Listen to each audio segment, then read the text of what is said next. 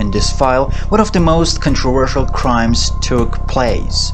It's about a boy who, along with his girlfriend, killed his illegitimate half-sister and dismembered her.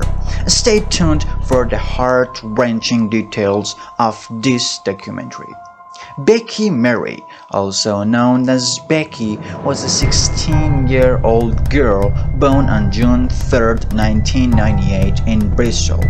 She lived with her father, Don, and her stepmother, Angie. Becky had been living with her father and stepmother in the same house since she was 2 years old. Angie was like a mother to Becky since she had been raised by her from childhood.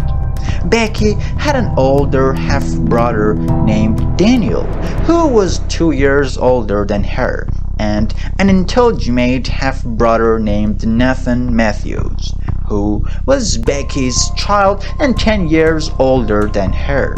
Becky used to play a lot with her brothers. When she was a child, Daniel, her step-brother, got along with her, but Nathan, being illegitimate, used to bully Becky a lot. When Becky went to school, the other kids used to tease her and call her fat. Although Becky wasn't overweight at all, they just wanted to make fun of her because she was new to the school. In short, Becky had a difficult childhood. She was depressed. Once she had an argument with her father and he kicked her out of the house. Becky had to stay at her friend's house. On Friday, February 29, 2015, Becky suddenly went silent on social media.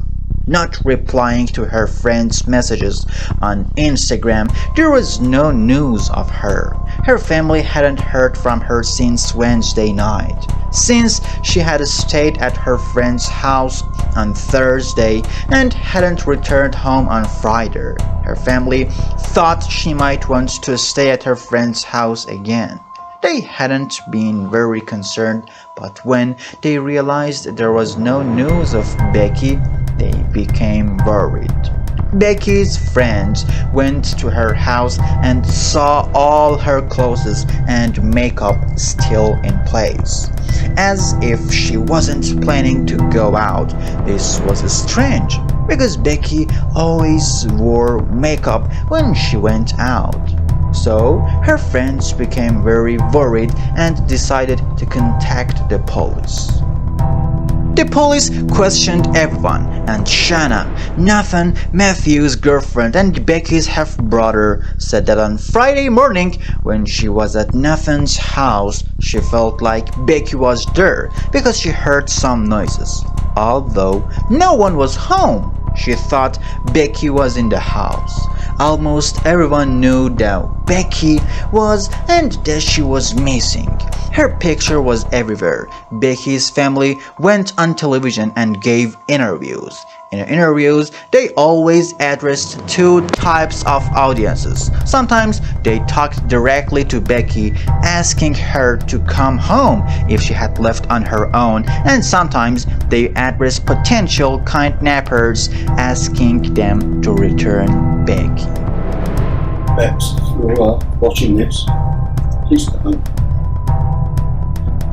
We love you so much. I really think sort anything out, don't matter. Just come on.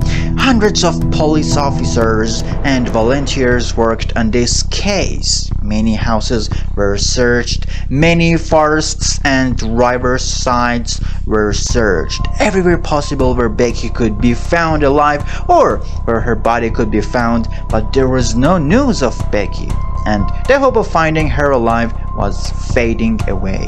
Most of the police focus was on Nathan and his girlfriend Shanna, because they seemed a little strange and unusual. For example, Shanna laughed a lot, which could be nervous later, but they thought she might be nervous, and Nathan seemed very indifferent, as if he didn't care at all that Becky was missing. There was no evidence against them to arrest them. 6 days later, after Becky disappeared, Nathan and Shanna left the house because the police had to thoroughly search it. The investigation team found some evidence in Becky's room, including some red stains that they suspected might be blood.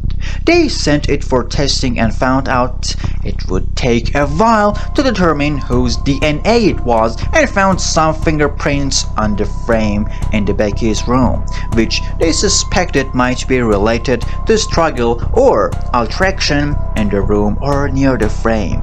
Therefore, they focused on these things on the frame. Shanna and Nathan were brought in for questioning again. According to their statements, they were the last people who had seen Becky alive in some way. They asked Shanna about her relationship with Becky, and her answer was a bit worrying. So now we know that Nathan didn't like Becky very much. In fact, he didn't like her at all. And this shows that their relationship wasn't good. But it wasn't solid evidence. I think we got there about 11ish. The door was locked, so we used a key from underneath the recycling bin. Got in. Heard music upstairs. Assumed Becky had been in then. I went into the kitchen to get a cigarette. I went to go outside to have a cigarette. My daughter started whinging because she wanted to come out with me, so I took her down to the garden to help feed the rabbit while I had a cigarette. Probably was about 15-20 minutes. Then we came back up. I went into the kitchen to get a drink, I think I was, and wash my hands. Then I heard the front door slam. Carried on washing my hands, went into the living room. And then I think it wasn't until a lot later on that Angie asked me if Becky had gone out. And I said, yeah, I heard the door go. She must have gone out earlier. Really kind of like, oh, what was that? It was just the door, so Becky moved and gone out. Yeah. But the fingerprint test results came, and it turned out that the fingerprints on the frame in Becky's room belonged to Nathan Matthews, Becky's half-brother. 10 days after Becky disappeared, the DNA test results came back, and it turned out that the blood on the frame belonged to Becky. Shanna and Nathan were both arrested, not for murder, but for abduction, because there was still no body. And they thought maybe they hadn't killed her. Maybe there was just an altercation during the interrogations.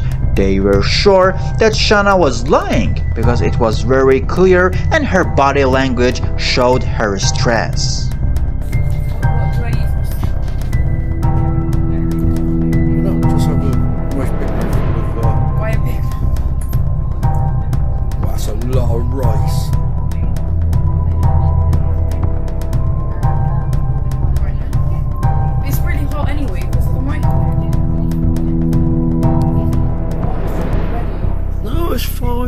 Dad, dude, I'm taking half of this.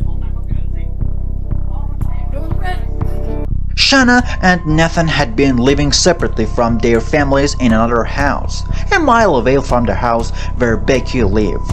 At the same time, they were being interrogated. Their house was being searched, but they were unaware. Shanna and Nathan's house was like a warehouse, and the police had a hard time opening it. When they finally managed to open it, it was full of tools and the whole house was in a disarray. However, the bathroom was very clean, which was suspicious. They found 2 receipts inside the cabinets from a hardware store called B&Q, dated the same day Becky went missing. These receipts showed that a circular saw, gloves, safety glasses, and some masks were purchased. The police considered the worst-case scenario that these items were used to dismember the body. They checked the CCTV of that store and saw that Nathan Matthews had entered the store that day and made the purchase.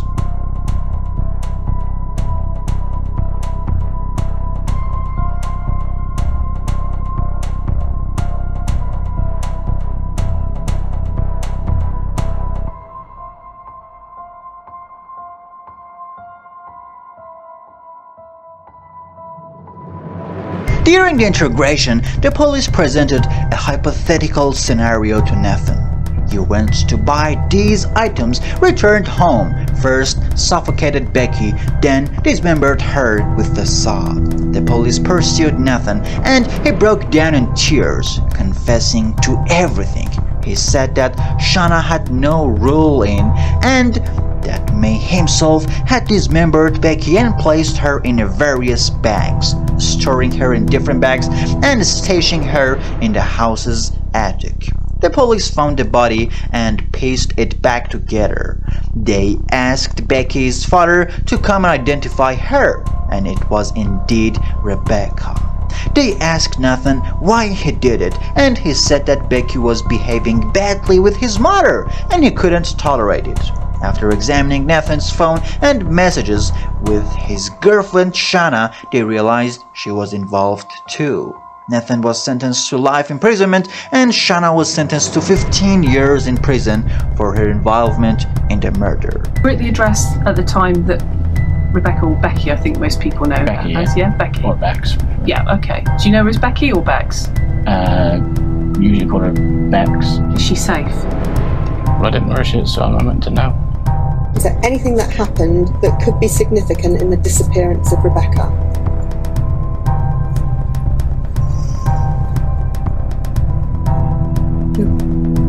Are you absolutely sure? Yes. I know you've got something to tell us. I can see it in your face. I was just making sure there was nothing like a weird significant thing that I hadn't thought of. I don't know anything. The case was closed. If you're into crime stories and documentaries, subscribe to our channel because we'll be posting loads of videos every day.